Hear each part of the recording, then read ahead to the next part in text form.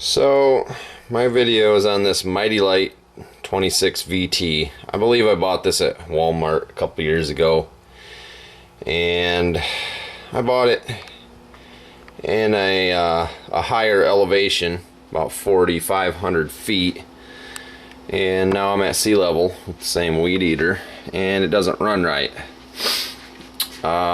because the carb needs to be adjusted. I'm assuming that's where the carb sat. It's off here, and the reason it's off of here for a carb adjustment is because this is a I don't know how to pronounce it,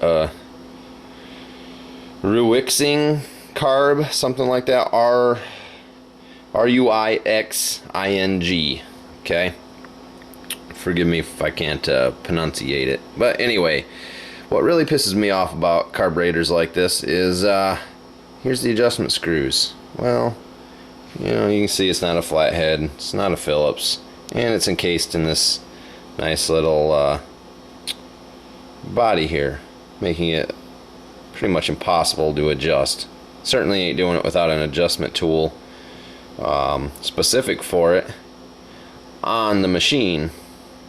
There's no way, you can't even get a pair of needle nose pliers in here. So this is just meant so that you have to take this to a repair shop or send it back to them, I'm sure is what they're hoping, so they can charge you $100 to repair a $150, maybe not even that, $120 weed eater. So my fix is simply, I'm going to take this tool here to start with. I'm not gonna videotape the whole thing, but I'm gonna remove, okay, usually it's just the low adjustment that you have to adjust. I've never had to mess around with the high too much. So you can see it says L there, so it's obviously adjustable if you have the right tool. They're even telling you what side that's the low. So I'm just gonna remove all this metal away from here, and then I'm going to see if I can remove that adjustment screw completely and grind it to fit a socket or something like and stuff in there. So I'll get back to you and I'll show you as the progress goes whether this works or not. Alright, so you can see I removed the metal around the adjustment screw. And I don't know if this will show up real well, but now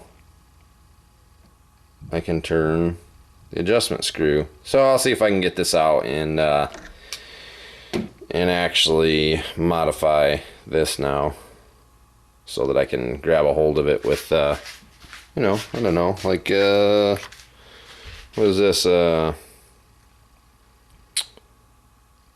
3/16. It doesn't slide over it, so I should be able to grind that down to fit a 3/16 socket, and then just stick that on the end of an extension or something after I get it back, the carburetor back on the weed eater, and adjust away. Alright, we'll see how that goes. Okay, so I got the screw out, the low mixture screw, and like I was talking before, I started grinding flats on this thing to fit into a socket head when I realized that that was a ridiculous idea, when all I had to do was take the same tool I was using and cut a screwdriver slot into it.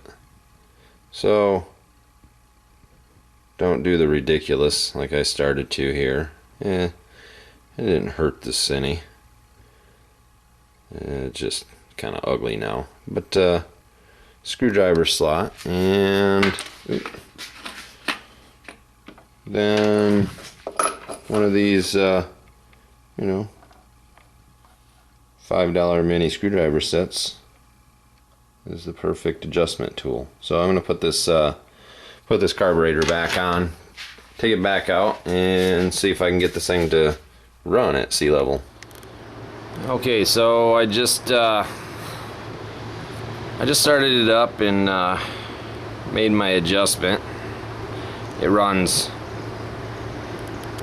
quite a bit better than it did. It never even ran right at the higher elevation from the store, and it just ran even worse when I got it down here. So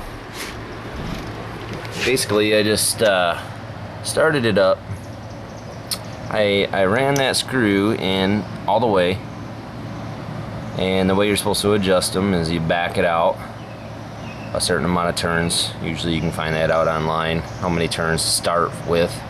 A couple, 2, 3 is a good place to start, I suppose. And then you start turning that screw in while you hold full throttle until you achieve the highest RPM that the piece of equipment will run at, and that's pretty much your adjustment on that. I'll show you how it runs. Now this thing, every time you would start it, it would start on choke. It would start being choked, but as soon as, and it would idle, but as soon as you turn the choke off, it would die.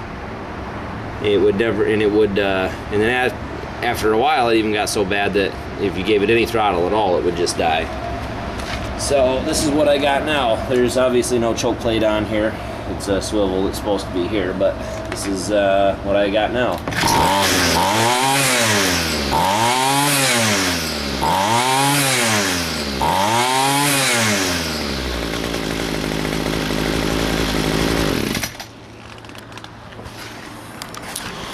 So not too bad for a couple of minutes. The whole thing probably took me a half an hour.